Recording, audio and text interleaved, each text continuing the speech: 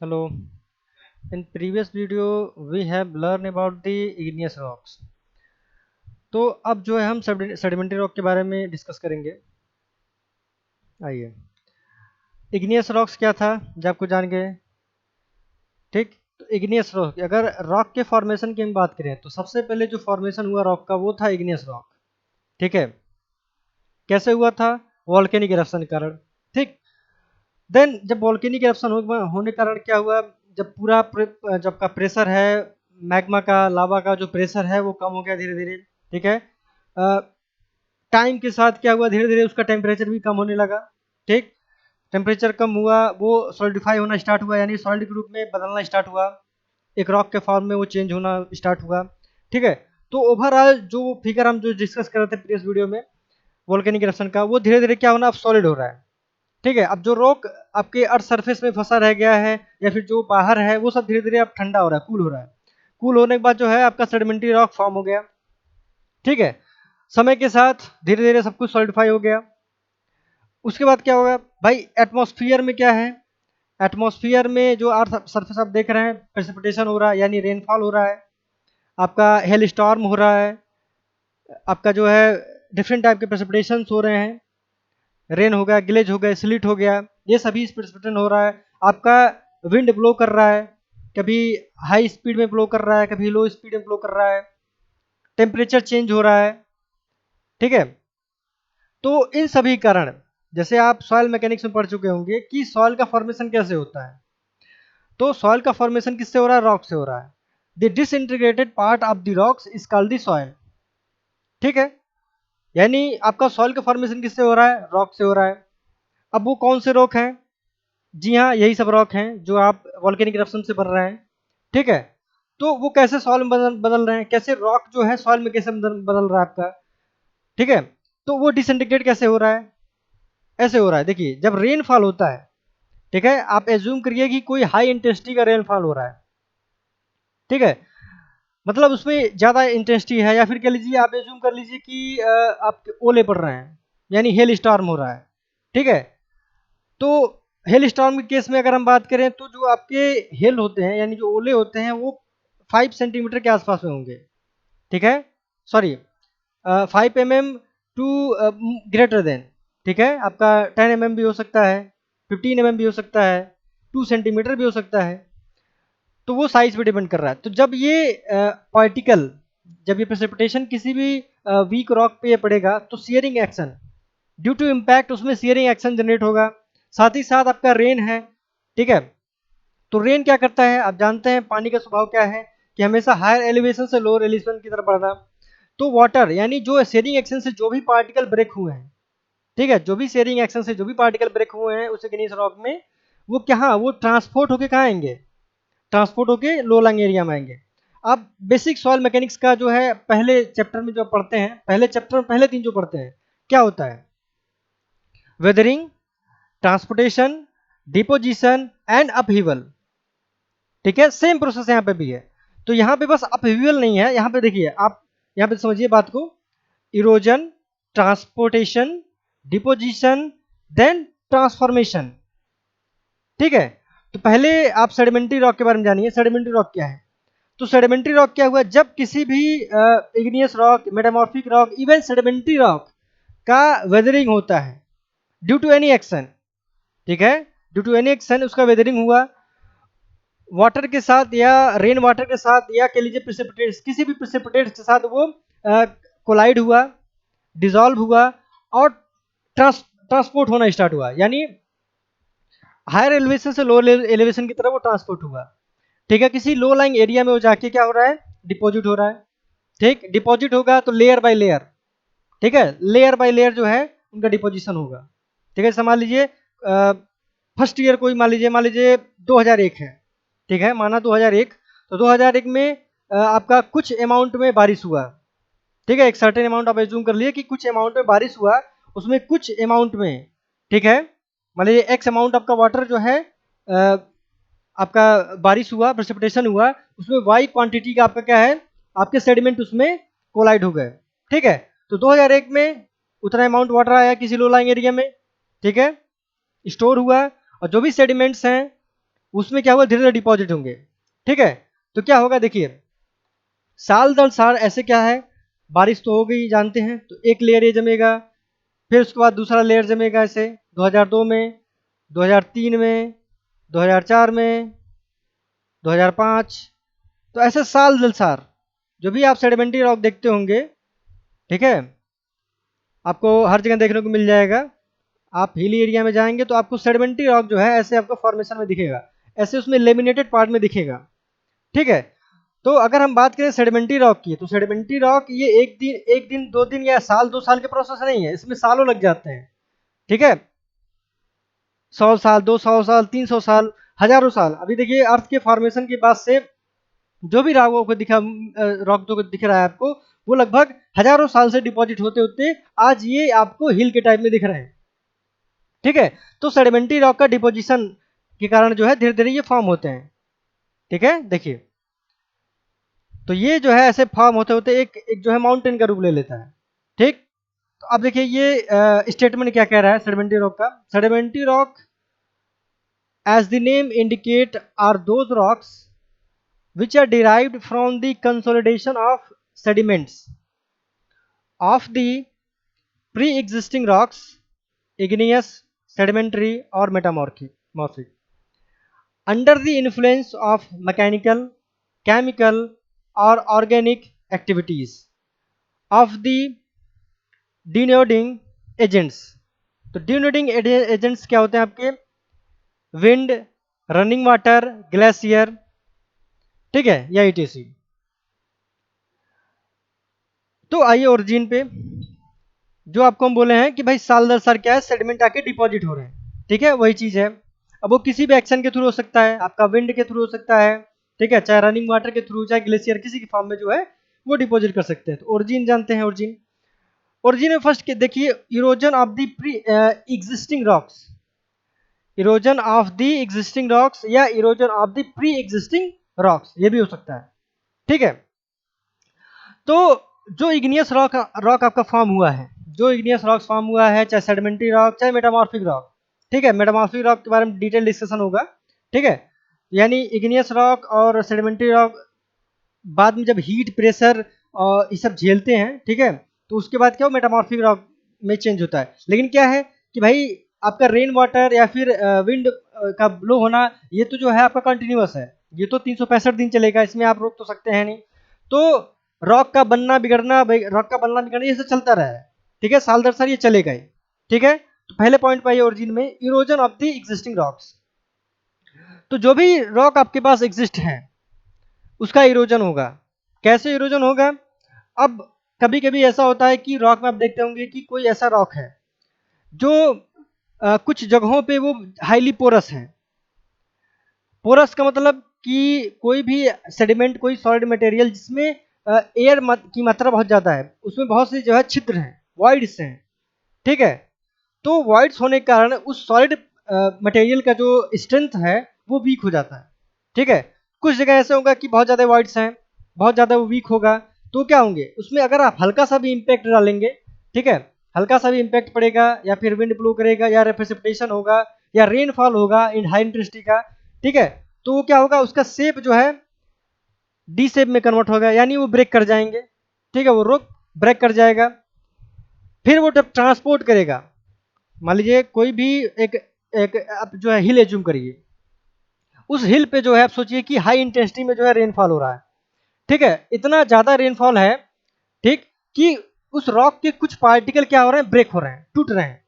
High intensity में है rainfall आपका, जिससे आपका जो रॉक है वो ब्रेक कर रहा है, टूटा। अब देखिए वो फाइन पाउडर में अभी मत सोचिए, अभी सोचिए कि वो छोटा सा एग्रीगेट है।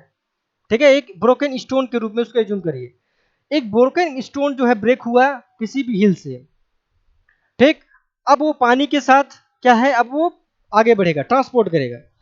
तो जब पानी के साथ ट्रांसपोर्ट करेगा तो अब जाहिर सी बात है, जब वो ट्रांसपोर्ट करेगा तो किसके थ्रू, बेड क्या है आपका, वो भी तो रॉक ही है। एक ब्रोकन सॉलिड ट्रांसपोर्ट कर रहा है विद वाटर, ठीक है, और सरफेस पे क्या है, आपका रॉक ही है। ठीक है, रॉक है जो कि रफ सरफेस है। तो जब रफ सरफेस है तो रफ सरफेस और इस सॉलिड प्रोडक्ट है, जब ये friction, due to friction action जब ट्रांसपोर्ट करेगा, तो ड्यू टू फ्रिक्शन एक्शन क्या होगा, वो फर्दर और पार्टिकल में स्प्लिट करेगा, स्मॉल पार्टिकल में, जो टुकड़ा आप एज्यूम किए हैं छोटा सा एग्रीगेट का या स्टोन का, ठीक है, वो क्या करेगा फर्दर और जो है स्प्लिट होगा छोटे छोटे पार्टिकल में। वो छोटे पार्टिकल और फर्दर जब जैसे जैसे ट्रांसपोर्ट होंगे और फाइन पार्टिकल में वो टूटते जाएंगे, ठीक है। तो टूटते टूटते जो है और फाइन पार्टिकल में, एवन कह लीजिए कि 1 mm 2 mm 3 mm के पार्टिकल रेंज में वो ब्रेक डाउन हो जाते हैं, टूट जाते हैं, ठीक है। अब वो जाएंगे किसी लो लाइंग एरिया में, ठीक है, जहाँ पे जो है आपका कह लीजिए स्टोरेज के जहाँ पे होगा, जहाँ पे बहुत ही निचला इलाका है, ठीक है, वहाँ जाएगा, स्टोर होगा, स्टोर होगा, धीरे धीरे स्टोर होता रहेगा। सेडिमेंट क्या है, उसको सेडिमेंट को सेटल करने के लिए आपको टाइम मिलेगा, उसमें टाइम मिलेगा उसको, ठीक है। तो धीरे धीरे पार्टिकल क्या करेगा, धीरे धीरे ग्राउंड के नीचे सेटल करेगा। पानी की क्वांटिटी कम है तो 4-5 महीने में जो है पानी आपका इवेपोरेट कर जाएगा, ठीक है। नहीं हो रहा है कोई बात नहीं, नेक्स्ट जो है सेडिमेंट अगले साल आएगा, फिर वो सेडिमेंट करेगा। तो धीरे धीरे क्या है, ये इरोजन हुआ। नेक्स्ट आपका प्रोसेस ट्रांसपोर्ट, यानी वो हम डिस्कस किए कि जो भी ब्रोकन पार्टिकल है वो ट्रांसपोर्ट करेगा, ठीक है, हायर एलिवेशन से लोअर एलिवेशन की तरफ आएगा, ठीक है। Next deposition of the material, किसी भी लो लाइंग एरिया में जो भी ट्रांसपोर्ट होके आ रहा है मटेरियल, वहां पे वो सेडिमेंट जो है वहां पे रुकेगा और धीरे धीरे क्या करेगा, वो डिपॉजिट करेगा, ठीक है, वो बेड के फॉर्म में डिपॉजिट करेगा। नेक्स्ट लिखा है क्या, transformation of the deposited material into thick and massive rock, ठीक है। अब ट्रांसपोर्ट होना, यानी अब देखिए ट्रांसपोर्टेशन का जो ट्रांसफॉर्मेशन का जो फेज है ये लंबा चलेगा, ठीक है।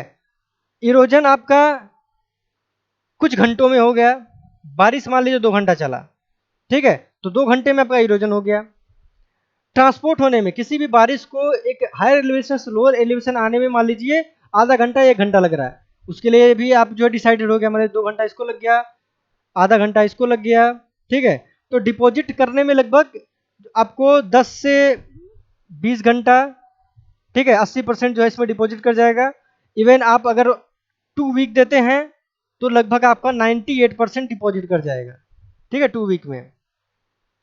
ट्रांसफॉर्मेशन देखिए, अब ट्रांसफॉर्मेशन जो है 1 दिन 2 दिन या 2 हफ्ते 3 हफ्ते का काम नहीं है, किसी भी बड़े रॉक में ट्रांसफॉर्म बन के देखिए, थिक एंड मैसिव रॉक, तो थिक एंड मैसिव रॉक आपका 1 साल में 2 साल में 3 साल में नहीं होगा, कभी नहीं होगा, ठीक है। तो ट्रांसफॉर्मेशन फेज की अगर हम बात करें तो ये जो है आपको 100 साल 200 साल 300 500 1000 साल लग जाएगा, ठीक है। बात को समझिए भाई, ट्रांसफॉर्मेशन करना है रॉक में, ठीक है, थिक एंड मैसिव, ठीक है, थिक और मैसिव यानी हाईली थिक, ठीक है, 10 मीटर 20 मीटर थिक, ठीक है। तो इस तरह के मैसिव स्ट्रक्चर, मैसिव रॉक के बनने में जो है आपको बहुत टाइम लगेगा, ठीक है। तो ये हो गया आपका सेडिमेंट्री रॉक, इसका ओरिजिन के बारे में डिस्कशन हो गया, कैसे ये ओरिजिन हो रहा है, ठीक है, समझ में आया। 1 मिनट,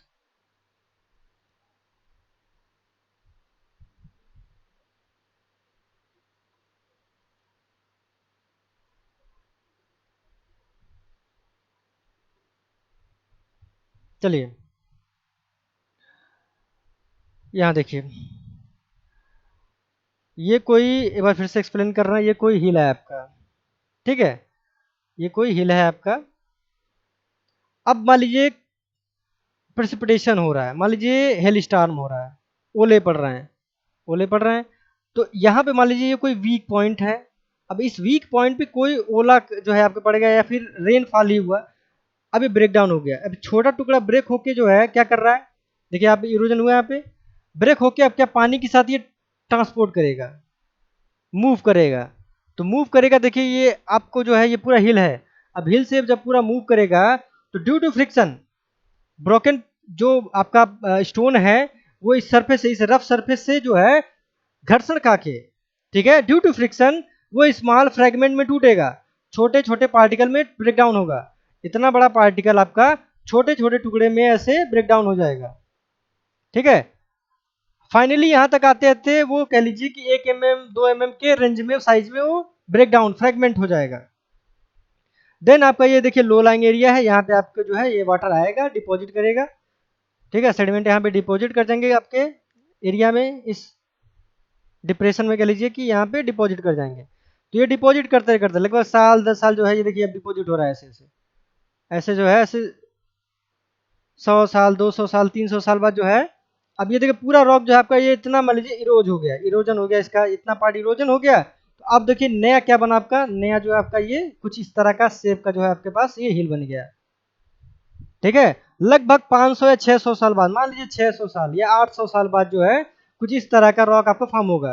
देखिए ये आपको कुछ इस तरह का रॉक बन जाएगा, इस तरह का रॉक। ठीक है, ये बाकी ये पार्ट तो भाई इरोजन हो गया ना भाई, ये 600 सालों में इसका तो धीरे धीरे इरोजन हुआ, और इरोज होके जो है इरोड होके यहाँ पे क्या है इसका धीरे धीरे डिपोजिशन हुआ। ठीक है, तो ये है प्रोसेस सेडिमेंट्री रॉक के बनने का। ठीक है, तो बेसिक थिंग देखिए इसमें क्या है कि सेडिमेंट्री रॉक में आप कहीं भी जाएंगे, आपको अगर लेयर दिख रहा है, किसी भी रॉक में अगर लेयर दिख रहा है, ठीक है, कि एक मान लीजिए 10 mm का लेयर कुछ अलग तरह का दिख रहा है। ठीक है, फिर उसके बाद जो है दूसरा जो है 15 mm का लेयर, चाहे फिर वही 10 लेयर या 8 mm का लेयर जो है दिख रहा है, तो layer with different colour and size. ठीक है, the layer with different colour and size. ठीक है, अगर आपको दिख रहा है ऐसा, ठीक, तो आप जान लीजिए कि वो सेडिमेंट्री रॉक है। ठीक है, तो सेडिमेंट्री रॉक को आइडेंटिफाई करने के लिए क्या, उसमें आप लेयर को देखिए, अगर उसमें लेयर का फॉर्मेशन है तो वो सेडिमेंट्री रॉक है। ठीक है, लेयर कोई जरूरी नहीं है कि उसमें डिफरेंट हो। ठीक है, कोई जरूरी नहीं है कि वो सेम हो या डिफरेंट हो, वो उसमें जो है आपका जो है अनसर्टेनिटी रहेगी। ठीक है, जो लेयर का फॉर्मेशन है सेडिमेंट रॉक में वो उसमें अनसर्टेनिटी रहेगी। कोई जरूरी नहीं है कि 10 का कोई अगर लेयर सेडिमेंट हो रहा है एवरी ईयर, तो अगले साल या नेक्स्ट ईयर है उसके अगले नेक्स्ट ईयर जो है उसमें 10 ही का सेडिमेंट हो। ठीक है, उसमें आपका लेयर या भी हो सकता है, कोई जरूरी नहीं है कि जो है 12 का या 15 का होगा। ठीक है, इवन वो 10 का भी हो सकता है। ठीक है, तो इसमें अनसर्टेनिटी है, कोई जरूरी नहीं है ठीक कि एक ही समान हो या डिफरेंट हो। लेकिन अगर उसमें लेयर दिख रहा है, अगर कोई रॉक है उसमें अगर लेयर दिख रहा है, तो उसे आप आइडेंटिफाई कर सकते हैं कि वो सेडिमेंट्री रॉक है। ठीक है, आगे अगर डिस्कस करते हैं आपको और अच्छे समझ में आएगा। देखिए आगे डिस्कस करते हैं स्ट्रक्चर ऑफ सेडिमेंट्री रॉक। जैसे इग्नियस रॉक में हम पढ़े थे स्ट्रक्चर ऑफ इग्नियस रॉक, तो क्या क्या था आपका, flow, pillow and vascular structure. ठीक है, उसी प्रकार यहाँ आइए सेडिमेंट्री रॉक में किस तरह का स्ट्रक्चर होता है। ठीक है, तो फर्स्ट वन क्या आपका स्ट्राटिफिकेशन। ठीक है, अब ये देखिए स्ट्राटिफिकेशन, ये स्ट्राटिफिकेशन का फिगर है। ठीक है, देखिए ये है सेडिमेंट्री रॉक, एक्चुअल में आप जो फिगर देख रहे हैं ये सेडिमेंट्री रॉक। ठीक है, इस तरह आपको देखने को मिलेगा लेयर। देखो ये अलग लेयर है, बीच में कुछ अलग लेयर है, यहाँ कुछ अलग लेयर दिख रहा है। ठीक है, यहाँ कुछ और पतले पतले लेयर है, यहाँ कुछ मोटा लेयर आपको दिख रहा है, थिक लेयर, यहाँ जो है आपको बहुत ही थिन लेयर दिख रहा है। ठीक है, तो ये है आपका स्ट्राटिफिकेशन। तो सेडिमेंट्री रॉक आपको इस तरह दिख जाएगा। नेक्स्ट आइए लेमिनेशन। अब ये देखिए लेमिनेशन, तो लेमिनेशन का जो है जो आपके थिकनेस है, ठीक है, स्ट्राटिफिकेशन थिकनेस क्या था, अनसर्टेन था, कहीं ज्यादा कहीं आपको थिक आपको लेयर मिल रहा है, कहीं थिन लेयर मिल रहा है। ठीक है, कहीं थिक कहीं थिन इस प्रकार मिल रहा है। लेकिन लेमिनेशन में देखिए पूरा पूरा थिन लेयर है, ये देखिए लेमिनेशन है। ठीक है, ये लेमिनेटेड रॉक है, इसमें देखिए बहुत ही फाइन लेयर्स दिख रहे हैं आपको, बहुत ही फाइन लेयर्स, 1 mm 2 mm। ठीक है, बिलो 1 mm के लेयर आपको दिख जाएंगे, इसमें बहुत ही फाइन लेयर आपको दिख रहे हैं। ठीक है, ये लेमिनेशन है। ठीक, नेक्स्ट आइए ग्रेडेड बेडिंग। ग्रेडेड बेडिंग क्या है, तो ग्रेडेड बेडिंग में क्या है, जो ब्रोकन पार्टिकल, ग्रेडेड बेडिंग में क्या होता है, जो भी आपके कह लीजिए कि जो बॉटम पोर्शन है उसमें, अच्छा एक मिनट और समझिए, लेमिनेशन और स्टार्टिफिकेशन। ठीक है, ये स्टार्टिफिकेशन रहा, ये लेमिनेशन रहा। इसमें जो आपके पार्टिकल की बात करें तो फाइन है। ठीक है, कहीं भी आपको यहाँ पे कोर्स पार्टिकल नहीं दिखेगा, कहीं भी जो है आपको कहीं ब्रोकन पार्टिकल नहीं दिख रहे हैं, इन सब में कहीं नहीं दिख रहेगा। लेकिन ग्रेडेड बेडिंग में जो है इसमें आप देखिए अनसर्टेनिटी है, यहाँ पे जो है आपको नीचे के लेयर पे आप जो है बिगर पार्टिकल दिख जाएंगे। ठीक है, ग्रेवल टाइप में आपको दिख जाएंगे बिगर पार्टिकल, देन स्मॉलर पार्टिकल। ठीक है, फिर मीडियम कह लीजिए, मीडियम फिर स्मॉलर, देन एकदम फाइन पार्टिकल देखिए यहाँ पे क्ले साइज। ठीक है, क्ले एंड सिल्ट के पार्टिकल भी इसमें डिपॉजिटेड है। ठीक है, तो ये आपका ग्रेडेड बेडिंग। अब ये आप आपके दिमाग में चल रहा हो कि सर ये स्ट्राटिफिकेशन और लेमिनेशन में अंतर क्या है। तो देखिए अंतर इतना ही है कि स्ट्राटिफिकेशन में जो लेयर है वो थिक होते हैं। ठीक है, स्ट्राटिफिकेशन और ग्रेडेड बेड में ग्रेडेड बेडिंग में जो भी लेयर का फॉर्मेशन होता है वो थिक होते हैं। ठीक है, यहाँ पे देखिए, यहाँ पे आपका फॉर्मेशन थिक है। ठीक है, और जो आपके कह लीजिए कि जो मटेरियल हैं, ठीक है, वो यहाँ पे फाइन है, लेकिन यहाँ पे अनसर्टेन है। यहाँ पे मटेरियल क्या है, अनसर्टेन है। कहीं पे आपको ब्रोकन पीस दिख जा रहा है, कहीं पे मीडियम पीस दिख रहा है, मीडियम साइज का, कहीं स्मॉल साइज का, कहीं आपको क्ले लेयर्स, कहीं सिल्ट लेयर्स के डिपोजिशन मिलेंगे। लेकिन लेमिनेशन में जो आपके लेयर होंगे वो 1 mm के आसपास में रहेंगे। ठीक है, 1 mm या उसके बिलो। ठीक है, 2 mm या उसके बिलो। ठीक है, इतने में साइज में आपको मिलेंगे, इतने थिकनेस के साइज में मिलेंगे। ठीक है, लेमिनेशन एक बेसिस समझिए। मान लीजिए आपको, आपके पास कोई सर्टिफिकेट है, तो सर्टिफिकेट को आप क्या जाते हैं, लेमिनेट कराने जाते हैं। सर्टिफिकेट मान लीजिए कोई है आपके पास, तो आप कहेंगे कि ये खराब ना हो सर्टिफिकेट, वैल्यूएबल सर्टिफिकेट है, मान लीजिए हाई स्कूल का है या इंटरमीडिएट कोई सर्टिफिकेट है, तो ये आपके लिए बहुमूल्य है ना भाई। आप हाई स्कूल इंटरमीडिएट तो आप जो है हर साल करेंगे नहीं, एक बार जीवन में आप करेंगे, और उसको जो है आपको जब तक आप जीवित हैं तब तक चलाएंगे। ठीक है, तो वो एक बहुमूल्य आपके पास सर्टिफिकेट है, तो उसको आप क्या करेंगे, सुरक्षित रखना चाहेंगे। सुरक्षित रखने के लिए क्या करते हैं, आप लेमिनेशन करवाने जाते हैं। ठीक है, तो लेमिनेशन किसका होता है भाई, लेमिनेशन आप प्लास्टिक का करवाते हैं, तो क्या वो प्लास्टिक का लेमिनेशन जो होता है, क्या वो 5 mm का होता है, 10 mm का होता है, या फिर वो 10 सेंटीमीटर का होता है? आप खुद सोचिए, वो 1 mm से भी बहुत कम होता है। आप खुद सोचिए, जो लेमिनेशन का जो पॉलिथीन होता है वो क्या होता है, वो 1 mm से भी कम होता है, इसीलिए उसको हम लेमिनेशन कह रहे हैं। ठीक है, स्ट्राटिफिकेशन उसे कहते हैं जिसमें जो लेयर जो है थिक हो। ठीक है, greater than 5 mm, greater than 10 mm, ठीक है, ग्रेटर देन 10 सेंटीमीटर इवन कह लीजिए। ठीक है, तो उसको हम स्ट्राटिफिकेशन कहेंगे। ठीक है, नेक्स्ट आइए, देखिए लेमिनेशन के, देखिए कुछ इस प्रकार का बनेगा। फाइन जो है लेयर इसमें बनते हैं लेमिनेशन में। ठीक है, और वहीं स्ट्राटिफिकेशन की बात करें तो थिक ऐसे बनते हैं। ठीक है, थिक लेयर बनता है ऐसे।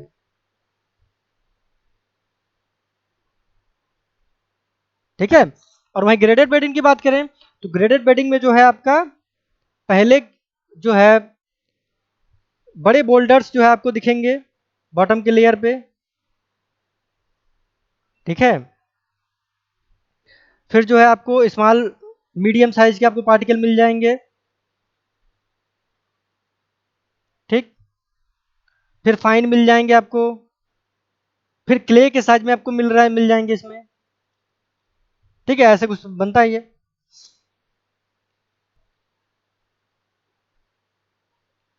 नेक्स्ट आइए, करंट बेडिंग। देखिए करंट बेडिंग में क्या है, तो करंट बेडिंग में देखिए आपको कुछ जो है डिसकंटिन्यूटी दिख रहा होगा। देखिए ये लेयर कभी जो है आपको इंक्लाइंड दिख रहा है, कुछ इस शेप में दिख रहा है। ये राइट से साइड में जो है इसका जो है डेविएशन है।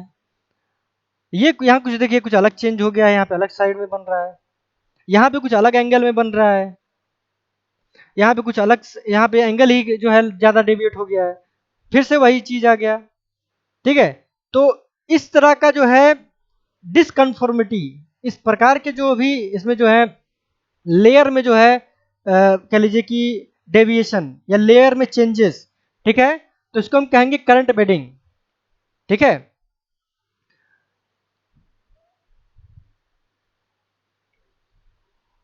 नेक्स्ट आपका क्या है, रिपल मार्क। रिपल मार्क कहाँ बनता है, रिपल मार्क अगर मान लीजिए कोई आपका मान लीजिए ओशियन ही है। ठीक है, तो ओशियन में क्या होता है, कंटिन्यूअस वाटर फ्लो करता रहता है। ठीक है, तो वाटर फ्लो करने के कारण, जैसे कि अगर कोई वाटर इस तरह का फ्लो कर रहा है, इस तरह जिग जैग शेप में, उसमें वेव फॉर्मेशन हो रहा है। ठीक है, तो ड्यू टू वेव फॉर्मेशन जो उसमें जो सेडिमेंट आपको डिपॉजिट हो रहा है धीरे धीरे, उसमें भी कुछ इसी प्रकार का लेयर फॉर्म हो जाता है। जैसे ये देखिए, ये आपको है रिपल मार्क, तो ये रिपल मार्क में जो है कुछ इस प्रकार का जो है आपका जिग जैग शेप में जो है आपको मार्किंग दिख जाएगी। ठीक है, तो ड्यू टू वेव फॉर्मेशन। ठीक है, अगर वाटर में कोई वेव फॉर्मेशन हो रहा है तो उसी प्रकार जो भी आपको धीरे धीरे सेडिमेंट हो रहा है, जो अपर लेयर सेडिमेंट कर रहा है, उसमें क्या है, उसमें भी जो है अंडुलेशन आना स्टार्ट हो जाएगा। ठीक। नेक्स्ट आपका देखिए माइनर स्ट्रक्चर। तो माइनर स्ट्रक्चर क्या होता है आपका? माइनर स्ट्रक्चर किसे कहेंगे? देखिए देखिए माइनर स्ट्रक्चर आपका ये है, ठीक है, माइनर स्ट्रक्चर आपका ये है। तो ये आपको किस तरह का दिख रहा है? माइनर स्ट्रक्चर में किसी आदमी का पैर आपको दिख रहा होगा, ठीक है, ह्यूमन फीट मार्क आपको दिख रहा होगा, ठीक है। तो अगर किसी भी स्टोन पे आपको इस तरह का मार्क दिखे, आप देखते होंगे कि कुछ ऐसे स्टोन होते हैं जिसमें एनिमल के फुट के जो है प्रिंट दिख जाएंगे, ठीक है। कहीं आपको देखिए, आपको दिख रहा है कि ये जो है आपका ह्यूमन का, किसी आदमी का जो है आपको फुट प्रिंट आपको दिख रहा है, ठीक है। तो ऐसे बहुत सी जगह है जहाँ पे कुछ ऐसे स्ट्रक्चर बन जाते हैं, ऐसे स्ट्रक्चर फॉर्म हो जाते हैं, माइनर स्ट्रक्चर्स, जो देखने में ऐसा लगता है कि ये किसी का फीट है, किसी का पैर है, किसी की आकृति है, ठीक है। ऐसे आपको मिल जाएंगे जहाँ पे ऐसा लगेगा कि कोई किसी का ये चेहरा है, ठीक है। तो इस प्रकार का अगर कोई किसी स्टोन में किसी इस प्रकार का फॉर्मेशन दिख रहा है, इस तरह का स्ट्रक्चर दिखता है, तो उसको हम कहते हैं माइनर स्ट्रक्चर। नेक्स्ट क्या है? कॉन्क्रिएशन। तो ये देखिए कॉन्क्रिएशन ये है, किसी भी सी के सामने या जो है पेरेनियल रिवर, यानी जो ऐसे रिवर जहाँ पे 12 महीने जो है आपका वाटर फ्लो करता है, तो उनके बेसिन के किनारे, यानी नदी के किनारे या समुद्र के किनारे आपको कुछ इस प्रकार के बड़े बड़े बोल्डर्स आपको देखने को मिल जाएंगे, राउंड शेप में, गोलाकार आकृति में, ठीक है। तो इन्हीं स्ट्रक्चर को हम कहते हैं कॉन्क्रिएशंस, ठीक है, समझ में? करंट बेडिंग क्या है कि अगर कोई लेयर है किसी एंगल से डेविएट है, ठीक है, करंट बेडिंग को देखिए क्रॉस बेडिंग भी कहते हैं, ठीक है, कि अभी कुछ डिपोजिशन इस तरह हुआ, कुछ समय बाद जो है उसका जो है डिपोजिशन का एंगल जो है चेंज हो गया, ठीक है। तो इस प्रकार के जो है अंडुलेशन को, इस प्रकार के जो है चेंजेस को विथ एंगल, उसको हम कह रहे हैं करंट बेडिंग।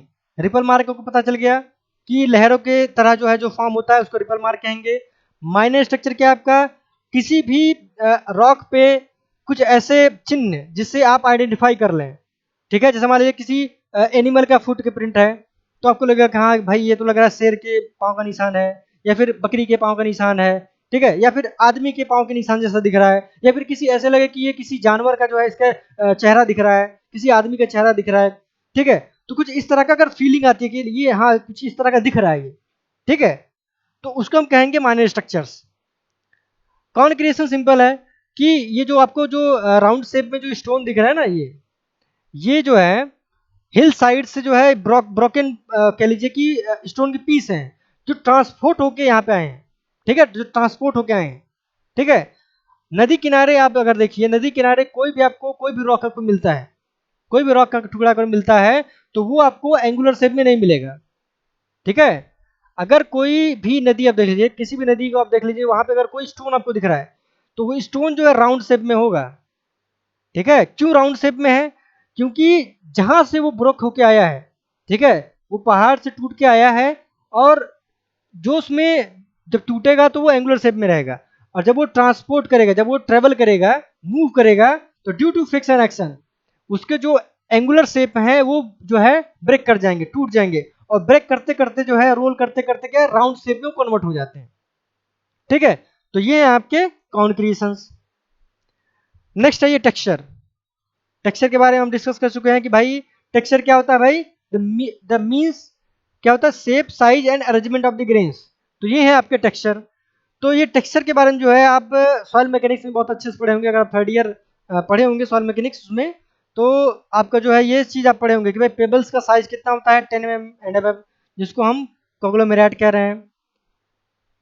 ग्रेवल का साइज 2 mm से 10 mm, इसको भी कॉग्लोमेरेट कहेंगे। सैंड का साइज कितना है, 0.1 mm से 2 mm, सैंडी स्टोन की कैटेगरी में रखेंगे उसको।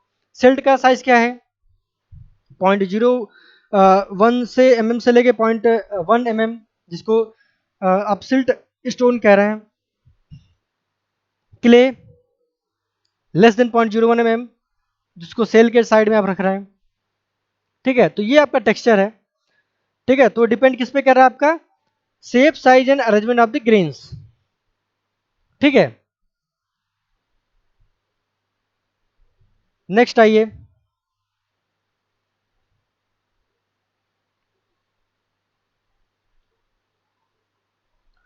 Classification, classification of sedimentary rock. तो उसको दो भागों में क्लासिफाई किया गया है, क्लास्टिक सेडिमेंट और नॉन क्लास्टिक सेडिमेंट। ठीक है, तो क्लास्टिक सेडिमेंट किसे कहते हैं? क्लास्टिक सेडिमेंट उन्हें कहेंगे जिनमें ब्रोकन पीस हो, ठीक है, जिसमें रॉक के ब्रोकन पीस आते हैं। ठीक है, तो क्लास्टिक सेडिमेंट किसे कह रहे हैं? अगर कोई ब्रोकन सेडिमेंट है या रॉक है तो उसको हम कैटेगराइज कर रहे हैं क्लास्टिक में। ठीक है, नॉन क्लास्टिक क्या है? जो केमिकली प्रिसिपिटेट करते हैं, ठीक है, जो केमिकली, ऑर्गेनिकली या किसी भी तरह से, ठीक है, प्रिसिपिटेट करके रॉक का फॉर्मेशन कर रहा है। ठीक है, क्लास्टिक सेडिमेंट क्या है आपका? डायरेक्ट सेडिमेंटेशन, और नॉन क्लास्टिक यानी इनडायरेक्ट। ठीक है, तो क्लास्टिक सेडिमेंट में आपका क्या है? Rudaceous rocks, arenaceous rocks, argillaceous rocks. Then आपका नॉन क्लास्टिक में सेडिमेंट में क्या है आपका? Chemically formed rocks, then organically formed rock. ठीक है, तो इन सब के बारे में डिटेल डिस्कशन जो है हम नेक्स्ट वीडियो में करेंगे। ठीक है, अभी तक के लिए थैंक यू।